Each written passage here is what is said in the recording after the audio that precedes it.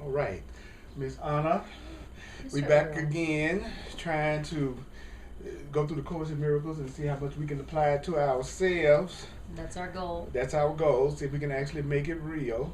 And the section that we're going to go over is the needless sacrifice on page 317. Because this is like the Course in Miracles, the ultimate reality show. Yes. The Course That's in right. Miracles is the ultimate reality show. A Course in Miracles, the ultimate reality show. That's right. And we want the Course to do Earl Purdy, Earl Raj Purdy, Mhm. and And Anna Kujawa. Anna Kujawa. Course does Anna. I love that. Which a powerful name. Anna Kujawa. Anna Kujawa. Mhm. Mm-hmm. The needless sacrifice. Beyond the pull attraction of the special love relationship, I love that. Beyond the pull attraction of the special love relationship, and always obscured by the attraction of the special love relationship, is the powerful attraction of the Father for His Son. There's no other love that can satisfy you because there's no other love. There's no other love that can satisfy you because there's no other love. This, God's love, is the only love that is fully given and fully returned. Being complete, God's love asks nothing. Being wholly pure, everyone joined in God's love has everything. This is not the basis for any relationship in which the ego, which is the separated mind, the person that thinks they're separate, enters. For every relationship on which the ego embarks is special. Every relationship on which the wrong mind embarks is special. So Anna, Yes. what did you hear? What's that Okay. paragraph saying to you? Okay, so what's saying to me is, um, what I really want, what I really, really, really am craving and hungry for, it's not exactly the special relationship. What I'm really hungry for and craving for is the powerful attraction that my Creator has for me. Like, my Creator's like powerfully attracted to me. You mean God's got a thing for you? He does. Wow, And you too. that's right. And everybody. And everybody. And everything. And everything. That's alive. So my Creator has this incredibly powerful attraction for me. It's like calling to me, loving me, drawing me. And that's what I really want. That's what I'm really craving. I think I'm craving special love. I think I'm craving someone to love me in the exact right special way. But what I really want is to experience how much my Creator loves me, Mm, has a thing for me. mm. And there's no other love that can satisfy me because there is no other love.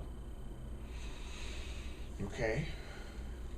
And in this love that's moving between me and my Creator, um, there's nothing lacking. There's nothing lacking. Everybody has everything. In this type of love, everybody has everything. Everybody has everything all the time. There is no lack, there is no loss. And that's not the basis for any relationship that my ego has ever entered, where everybody in it has everything. You have it all, and I have it all. I have all the love, and you have all the love. That's what I really want. That's what I'm really craving behind my powerful attraction to the special relationship.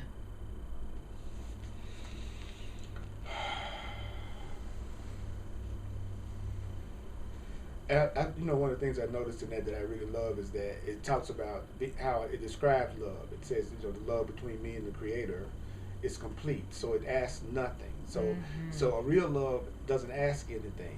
And then it says, being wholly pure, everyone joined in it has everything. So if it's a real love, everybody in the relationship has everything. If it's a real love relationship, everybody in the relationship has everything. Think about that. Everybody in the relationship has everything. Everybody in it has everything. Everybody in the relationship has everything. That's and then it says this is the basis for any relationship on which a mind that's afraid enters, or a mind that thinks it's separate enters. For every relationship on which the ego embarks is special. Every relationship that my wrong mind embarks on, which of course talks about is wrong-mindedness. So every relationship in which the ego embarks is special. Close that. That's right. This is a low-tech operation, and we're giving you an example of that right now. That's right, so that you know you can do it too. Yeah, because I wanted to make sure. Yeah, let's make sure you can see your eyes. She got the glasses. Yeah. Okay. All right. See, So that's, see, we're going to insist on no high-tech operations. That's right. So don't anybody call in with advice about cameras that we should buy, or teams, or lighting, or more professional equipment, or any of those things, because we have no interest in them. That's right. Whatsoever. We just want to cool out and chill and share it with you on a very low budget. We want to show you what we do, what we really do. Yeah. So anyway. So every relationship on which the ego embarks is special, meaning it isn't about, we're not entering the relationship. The ego doesn't enter the relationship because it's got everything. It enters the relationship because it doesn't have everything. It thinks it doesn't have everything and thinks it needs to get something. And that's why the ego embarks on relationships.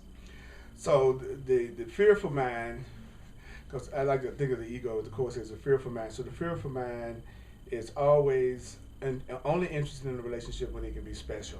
Yes. So then, since the ego, well, you read Okay. that one. Then I'll. So our ego establishes relationships only to get something. Only to get something. The ego establishes relationships only to get something. And the ego, the fearful mind, would keep the giver bound to itself through guilt. And as a matter of fact, it's impossible for the ego to enter into any relationship without anger, because the ego believes that anger makes friends. That anger makes friends isn't the ego's statement, but it is the ego's purpose. Because the ego really believes that it can get and keep by making guilty. My ego really believes that it can get and keep by making guilty. As a matter of fact, making guilty is the ego's one attraction. Making guilty is the ego's one attraction. But this is an attraction. The guilty attraction is so weak that it would have no hold at all, except that nobody recognizes the guilt. Because the ego always seems to attract through love. And the ego has no attraction at all to anyone who perceives that the ego attracts through guilt. It was so much in that freaking paragraph. God, you could spend like 9 years on each one of those sentences. Mm-hmm. I was like blown away with that. Yep. So what I'm hearing is it says the ego establishes relationships only to get something. So a person that doesn't know what love is, a person that's afraid, a person that believes in lack, is always trying to establish a relationship so that they can get something. Mm-hmm. And then when a person who doesn't know what love is in a relationship with me, that person is going to try to keep me by making me feel guilty. Yes. So the ego is the part of me that tries to keep people by making them feel too guilty to leave, or too guilty to not do what I want done. So, and I don't even enter into a relationship without anger. So I'm angry to get into the relationship. This book is saying you are angry. That's why you're getting in this relationship, is because you're angry. You're getting in this relationship because you're angry, because a fearful mind, a mind that doesn't know what love is, a mind that thinks it's lacking, is mad. Right. And so since you're mad, when you enter the relationship, you're actually entering the relationship with anger, because we believe that getting upset with somebody is how we keep them, how we make friends. That's you know, it's like I'm right. let you know, if you're really my friend, I'm gonna go off on you, and you'll feel too bad because of me going off on you, Anna, that you'll keep being you apologize, and you'll keep being my friend because I'm mad, I'm upset with you. That's right. So it will work. In other words, it will seem to work. You got me and kept me because I felt too guilty to leave. Okay, all right, Yeah. okay, and then I heard, I'm not gonna say that, but Right. but the part of me that believes in anger and guilt and fear and that I'm not enough, I'm going to think that always going off and getting upset with somebody is what's going to make them like me. Yes. Then I heard him say, for the ego, the part of me that's insane, really believes that it can get and keep by making guilty. So a person who doesn't know what love is, they believe that they can get you and keep you by making you feel guilty. Yes. I'll get you through guilt and I'll keep you through guilt. Yes. What do you think would be an example of getting someone through guilt? But it says I'll get by, it believes it can get by making guilty. Showing them how painful it is for you to be without them. Oh. Showing them how much you suffer. That's good. In pain. If you don't call me, Anna, it hurts me. I'm gonna die if you don't call, girl. If you don't call me. You got to call me. And so so you don't really want to call me. But no, I don't really want to call because I want to talk to anybody who feels that way. But you feel so guilty you call me. Exactly. So I get you. Yes, that's right. It works. Because that's what friends do, according to the ego. According to the man that thinks it's separate from God, the man that doesn't know what love really is, the frightened man, I get you by making you feel guilty. I keep you by making you feel guilty. And then the next thing that I saw was that it says, I thought that was interesting. It said that's the one attraction. Yes.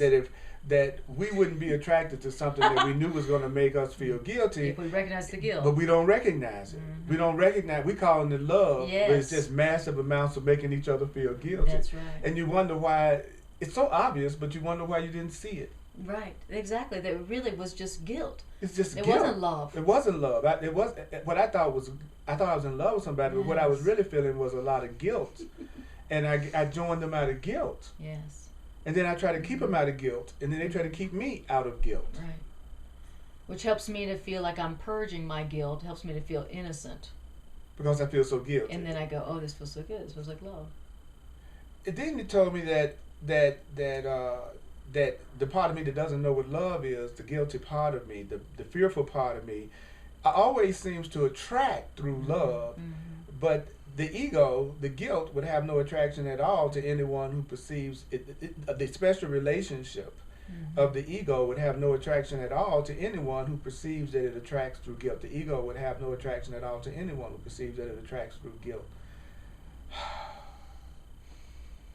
So what that's saying to me is, once I recognize that a person is trying to attract me through guilt, because I'm trying to apply this to relationships, I wouldn't be attracted to anybody who would be wanting me to feel guilty. That's right. At some point, I won't be attracted to anybody That's right. who would use guilt to try to manipulate me. Right, because now you recognize guilt for what it is. You're so cute. And You're so cute. You're so cute. thank you. You are. You are too. Go ahead. Okay. I just had to remind you the truth. Oh, thank you. You're welcome. Okay. So I think it's your turn to read for me. Okay. The sick attraction of guilt. The sick attraction of guilt must be recognized for what the sick attraction of guilt is. For having been made real to you, it's essential to look at the sick attraction to guilt clearly, which means by withdrawing your investment in the sick attraction of guilt, you learn to let the sick attraction of guilt go. By withdrawing your investment in guilt, you learn to let it go. No one would choose to let go what he believes has value. Yet the attraction of guilt has value to you only because you haven't looked at the attraction of guilt for what it is. And having judged the attraction of guilt completely in the dark, as we bring your attraction to guilt to light, your only question will only be, why was it I ever want to feel guilty in the first place? You have nothing to lose by looking open-eyed, for ugliness, such as the attraction to guilt, such as this, belongs not in your holy, which is your innocent mind. Guilt doesn't belong in your innocent mind. This host of God can have no real investment here. Yes, So guilt. so what did you hear in that paragraph? Yes, That's in that a good superficial, shallow paragraph Yes, there. and that Yeah, really, right. Little weak, Yes. simple Course in Miracles paragraph that anybody can understand in 2 seconds. Thank you. Yeah. Okay, so the first thing I hear is that it's time for me to really take a look at my attraction to guilt and how it works on me and works really good. and how I have really, really believed that to be love. Now I got to really look at how when people use guilt on me, I say yes, and they do. They keep me. And I need to look at that part of myself that is really attracted. And also attracted by their using guilt on me.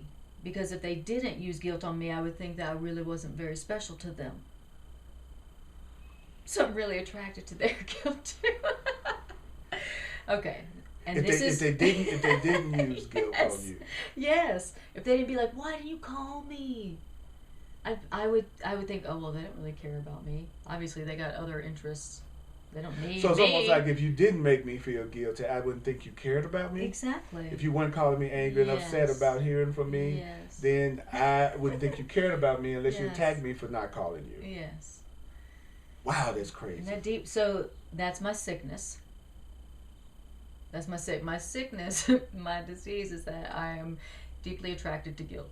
As a matter of fact, I'm not just deeply attracted to guilt, Earl.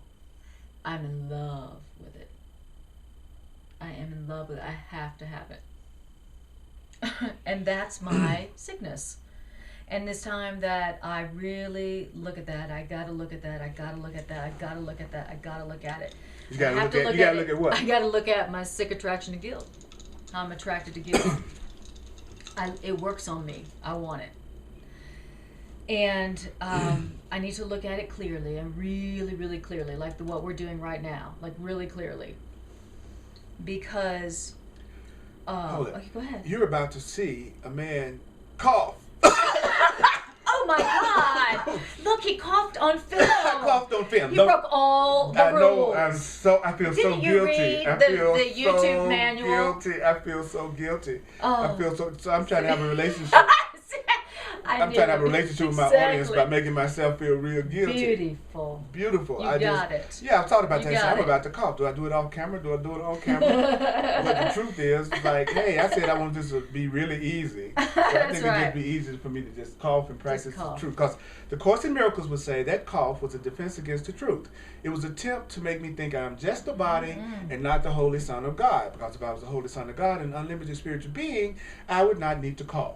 So the purpose of my cough is to make me think I am not an unlimited spiritual being. I am not the Holy Son of God. That I'm just a body that coughs. So even a cough, looked at correctly, becomes a means to recognize the truth and recognize God. And your ego does not want you to use your cough to recognize God. Your ego wants you to use your cough to forget God and the truth. So, by me saying that my cough is a defense against the truth that undermines my ego's plan, my ego won't want to use coughing anymore because coughing is reminding me of God and not of the ego itself.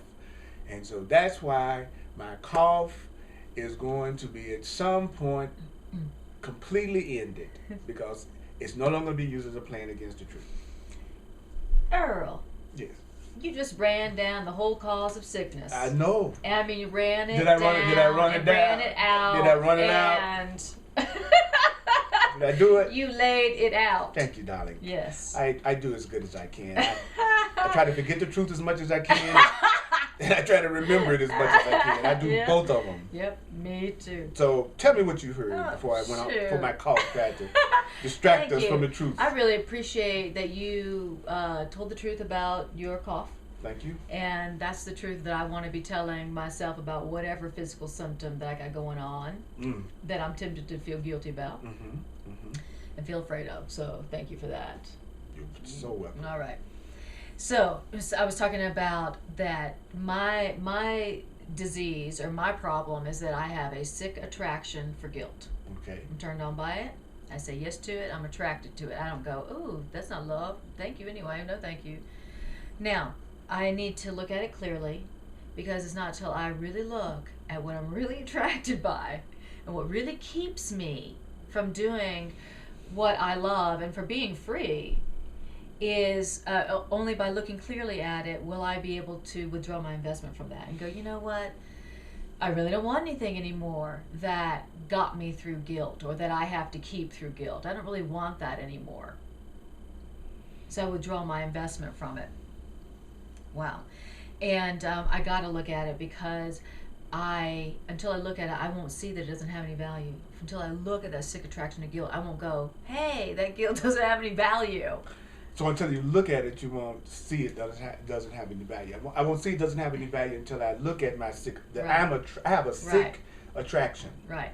Unless somebody makes me feel guilty, I'm not attracted to them. Unless somebody makes me feel guilty. You know, the Course talks about how when we hear the way that we think, you know, the Course talks about how when we hear the way that we think, say it back to us, it sounds completely insane. Insane. Absolutely. But nobody actually puts our whole thought system together like this is doing. That's right. And then send it back to us. That's right. And then we say, I don't understand that. But the truth is, I'm doing it all the time. That's right. So, okay, so if you won't make me feel guilty, I'm not as attracted to you when I'm in my ego. That's right. Okay. When I'm thinking with my ego. Okay. And when I'm in my right mind, then I won't be attracted to somebody who's using guilt, telling me that their guilt is really their love for me.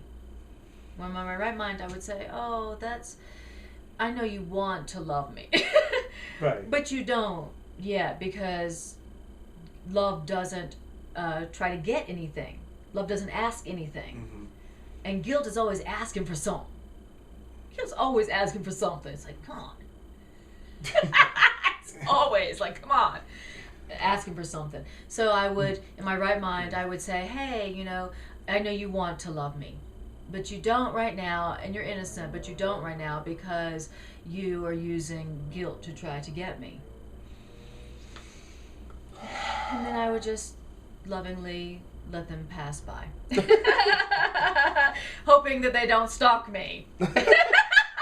That would be our prayer. But if they did, the stalking would be a defense against the truth. It would be a way that you would try to convince yourself that you were not the holy, unlimited child of God and just a woman out here trying to avoid a stalker, which would make you totally forget your spiritual identity. And so we would not use the stalker as a defense against the truth. But that's what the stalker would be if he showed up or she showed up. Exactly. Because I see your appeal as being to both genders. Oh, thank you. Yeah. I thank you for seeing my appeal as so, widespread, so to speak. So to speak. So to speak. And you have widespread appeal. You really do. That's the truth. And isn't that innocent? Well, I feel so much closer to you and our audience now. That's right. That's right. What did the church lady used to say? Isn't that special? Okay, that's right. It's okay to my mind. So of course we would say, isn't that innocent? You know, isn't that innocent? Oh, that's good. That'll be our running line. That's well, right. Isn't that innocent? Well, isn't that innocent? Yes, it is. And isn't that special? All right. So until I look at it, I will not be able to withdraw my investment in it. It will still have meaning for me.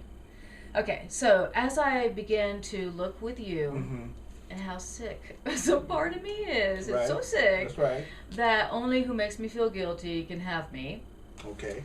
And the way that somebody I don't want to have me gets to keep me is by making me guilty. Okay. That's my little sick That's secret. that's how they hang on to you. Yes. They hang on to you. They show me they're suffering without me. Yeah, it was like, so like somebody, a friend of mine wanted to hook up with you or something, and they'd say to me, how can I get close to Anna? How can I get so if you're in your ego and I'm in my ego, then I would be telling him all the things he could do to make you feel too guilty to ever leave him. Start dating other women that are, Yeah. Be unavailable, because anybody who really doesn't love themselves, they can never really want what they can have. So the first thing you want to do, if you want to have a relationship with somebody that's unconscious and who's in their ego and who doesn't know what love is, you can never ever be available. And you must always make them feel guilty, and you must make you feel guilty, and enter the relationship with anger. Unless you enter the relationship with anger, you're not entering the relationship with your ego and with specialness. So if you want to get next to Anna, it's her ego, the part of her that doesn't love her, then just make sure that you stay angry most of the time. Yes. Tips for dating an ego. Tips for dating an ego. If there's an ego you want to keep. If there's an ego you want to keep, by ego we mean someone who thinks they're separate from God. That's it. Someone who thinks they're just a body, and that's all. They're just a human body, male or female. They think they're a body, and they think they're separate from God. If you really would like to hook up with somebody like that, this is the hookup. We're gonna do the hookup. This is the hookup. Woo! This is the segment of the whole little thing. It's called the hookup. This is the hookup. So the ego that's hookup. What we're gonna call this one. Yeah, that's right. This is the hookup. Okay. So tell me. Ego hookup. Here's how to hook up with somebody. Okay. That you know doesn't really know the truth about themselves. Okay. They don't really know the truth about you. Okay. They're totally cute, totally hot, but don't know anything super about hot. the truth. Oh, and very sweet. Very sweet. And very generous. Generous. Yeah. And a lot of fun. A lot of fun. Have no idea that they're a spiritual being, though. Have no idea that they create their reality. Have no idea that they're completely innocent. Right. But they're really nice. They're hot. Yes. They really. So how do you get a person who doesn't know the truth, but you really looks good, and you just got to have them? Well, like you said, don't be available. Okay. Because that's really guilt. Okay. That will awaken their guilt. Okay. Don't be available. Don't be available because it awakens their guilt. Okay.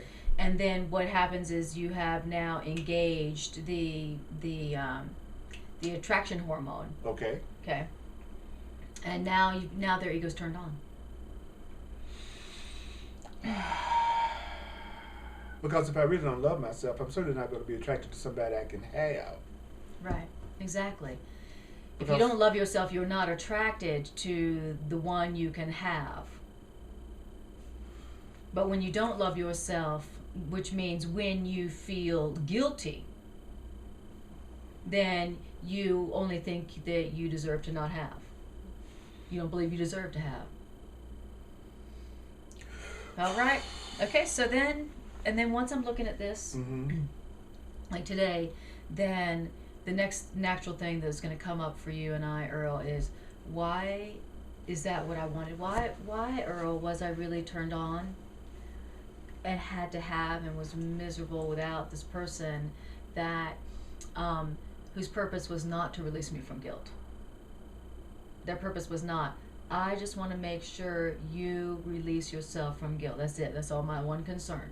That you feel innocent about who you are and what you do. So the kind of person I should be with in a relationship is a person whose purpose is to recognize my innocence, my sinlessness, my guiltlessness. So that to make sure that you don't hold anything against yourself. Okay. That's the purpose of the holy relationship. That's the purpose that someone has who is love dominated, not specialness dominated. Which is fear dominated. So there are just two types of people in the world: fear dominated people and love dominated people. Freedom dominated people and limitation dominated people. Yeah. And so now that I'm looking clearly at the part of me that really wants to feel guilty, and not only wants it, but is deeply attracted to it, then I'm going to ask myself, I'm going to say, Earl, why was it that I wanted that? Why? Why did I want that person? Why did I want that relationship where they made me, they attacked a lot? Made me feel guilty a lot. And so why is it that I would want a relationship where somebody attacked me? Because I still believe that that's how to keep somebody. I still believe that's how, because I still believe that attack is how you keep somebody. Guilt is how you keep somebody. Being mad all the time is how you keep people. It's by letting them know how angry and upset you are about what they are doing. Yes. Because to me, that's just. I mean, this is so deep. And so, and here's the other thing too: is that it's crucial that we look at this attraction to guilt, because ugliness like that has no place whatsoever in either of our minds. Ugliness like that. What kind of ugliness? Where you feel guilty about you, where you're holding things against yourself. Where you feel guilty, you feel shame, and you're holding things against yourself. that ugliness does not belong in your holy mind. There's no place there. So guilt is ugly. It's ugly. It's ugly guilt. So, and if I really so loved ugly you, guilt. So yes. what's pretty guilt? Pretty guilt is what we're attracted to, basically. Yeah, the pretty. That's her name. What? Her name is Pretty Guilt.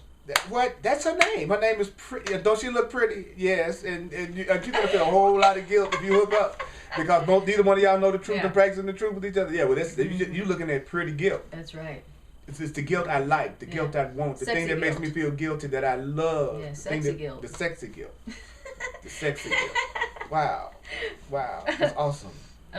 Yeah. So that's so anyone who wants to be free and happy and healthy and wealthy all at the same time, can have no real investment in guilt.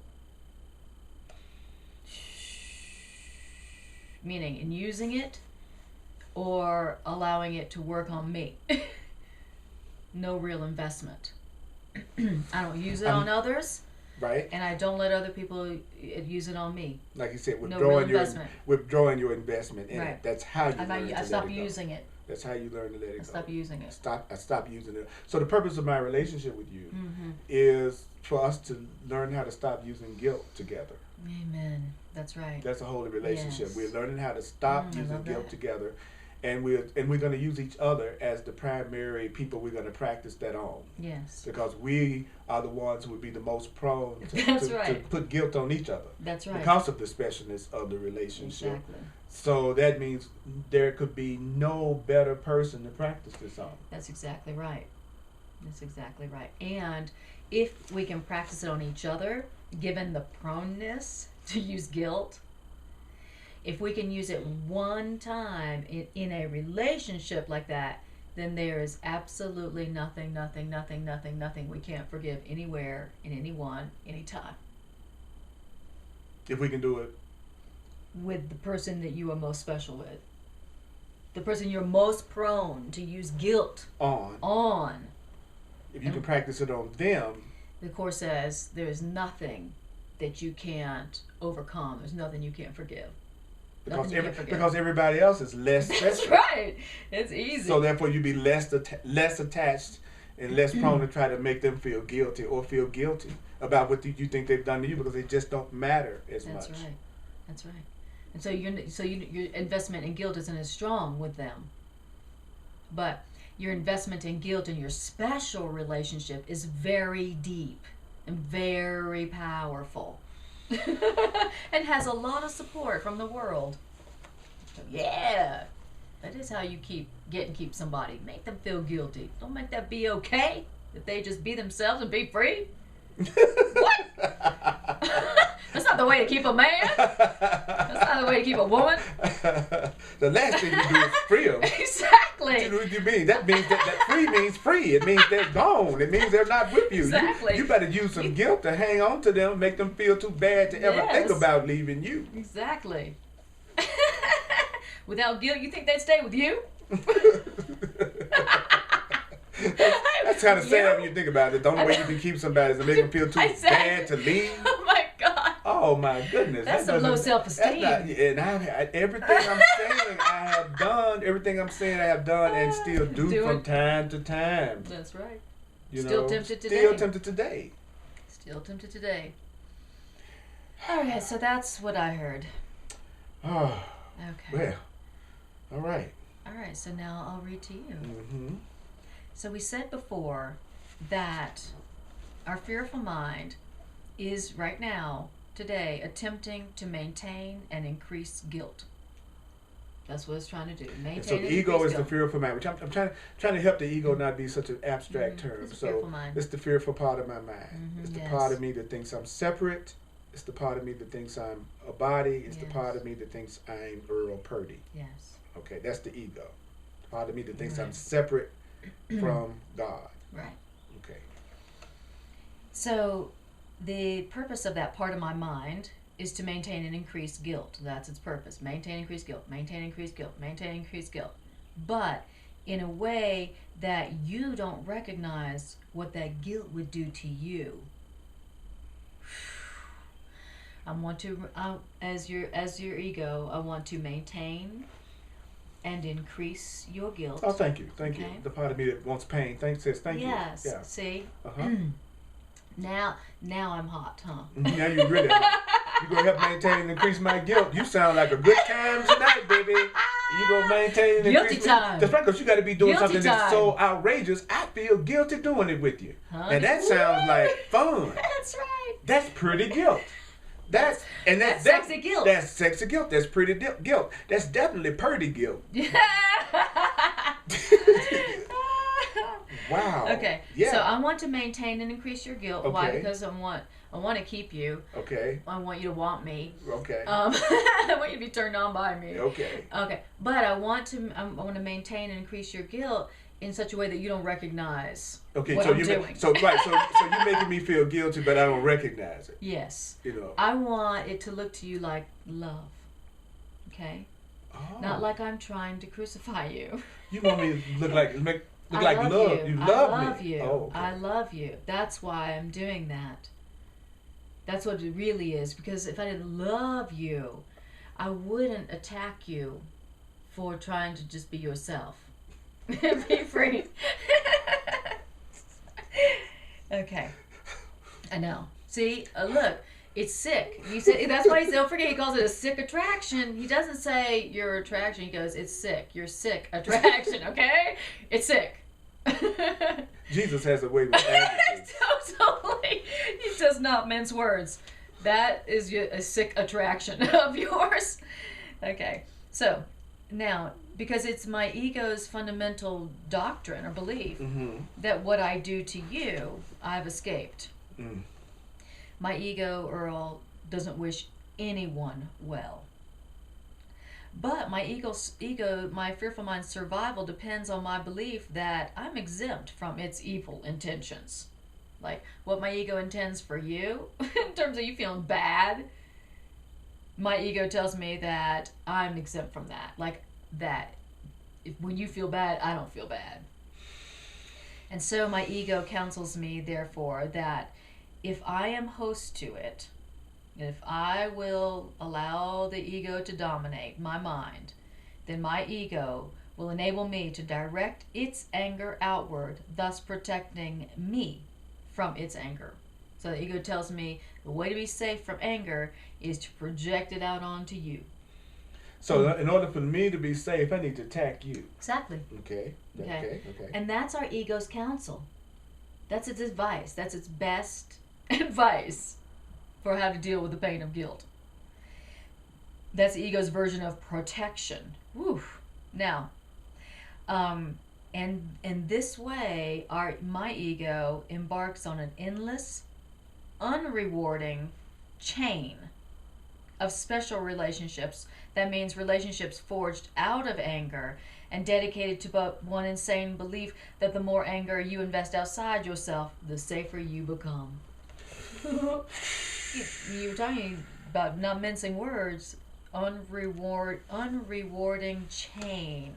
I love it. A special relationship is nothing but a relationship that's made out of anger, dedicated to the belief that the more I go off on somebody else, the better it's going to be for me. The angrier I am with my partner, the better it's going to make things for me. The more upset I am with everybody else, right, then the better I'm going to feel. Yes. So a special relationship, according to the Course, is a relationship that's dedicated to the idea that the more anger I project outward, the safer I'm going to be. So I need someone to project That's on. That's right. So my special relationship is for the fearful mind, it's a safety. It's a relationship that's about let me get rid of my anger by projecting it onto you. Let me get rid of my guilt by projecting it onto you. Yes. So what I heard you say is that when I'm in my fearful mind, when I'm in my ego mind, when I'm in my separate mind, when I'm in my guilty mind, then I'm gonna form a relationship, and in that relationship, I'm going to try to maintain and increase your guilt without you even being aware that I'm doing it to you. Right. All right, and I also think that whatever I do to you is not what's going to happen to me. That's right. And then it told me that there's a part of me that doesn't wish you well. There's a part of me that's afraid of you. There's a part of me that doesn't know what love is. There's a part of me that doesn't love me. Yes. So there's a part of me that just don't wish nobody well, including me. That's right. Then I heard you say, the way that my fearful, angry mind survives is that I have to believe that what my fearful, angry mind does is not going to happen to me. I have to believe that all of the attack and that I put on you, I'm going to be free from that. That I'm not going to have to go through that at all because I'm putting it all on you. Yes. So it's all about me. It's all about you. And then it tells.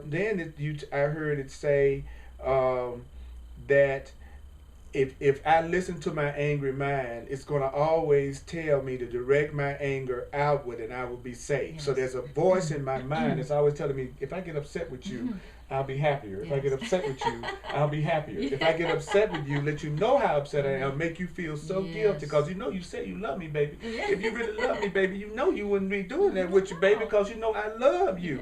And I'm saying this because I love you to try to get you to change, because you know something wrong with you and I love you, so I want you to be okay. So I'm maintaining and increasing your guilt in a way that you don't recognize, baby, because I believe if I can direct my anger outward, then it's going to make me feel really, really safe. So if I can make you feel bad, it's going to make me feel really, really good. So the way I'm trying to feel really, really good is I'm going to form a relationship with you that's forged out of anger, dedicated to the belief that the more I go off on you, the safer I will become. Baby. And that is the sickest, most perverse, pathetic relationship, attraction to guilt possible. So it's like thank you Jesus, thank you Holy Spirit for getting me to look at exactly what it is that I'm attempting to do, which is to make everybody feel guilty so I can feel innocent and safe. Yes.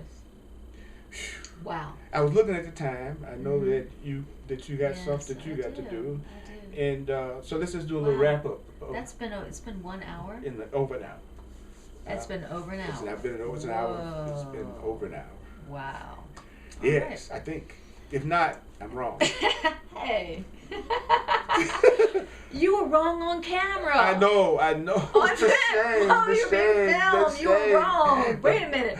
But if my audience really loves me, if they really love me, they'll make me feel guilty about it. That's what right. If they want believes. you. That's right. If they want you. If people want me to wake up. Then they'll email you. That's right.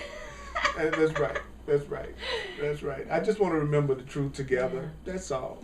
That's what I want to do. Yeah, so now we're aware that there's a part of our mind that wants to use our relationship for guilt. Yes.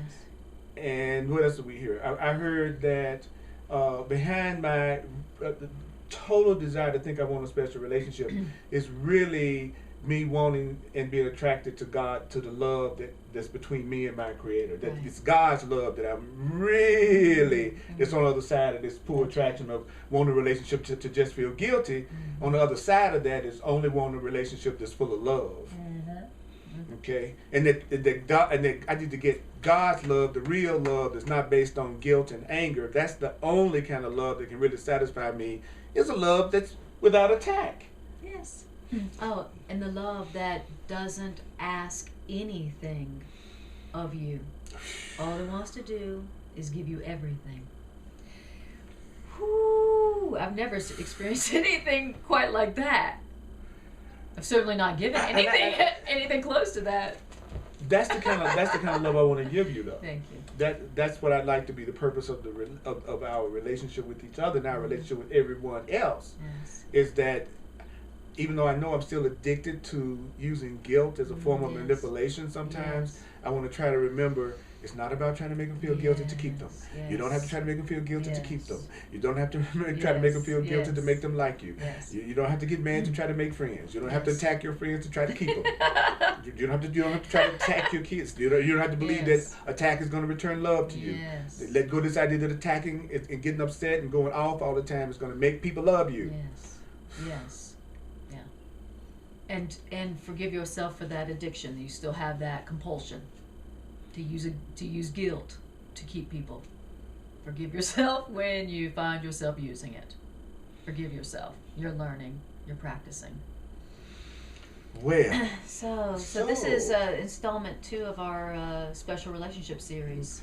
This is really cool. This is really cool. It's really this good. Is really cool. This is A Course in Miracles. A Course in Miracles, the ultimate reality show with Earl and Anna.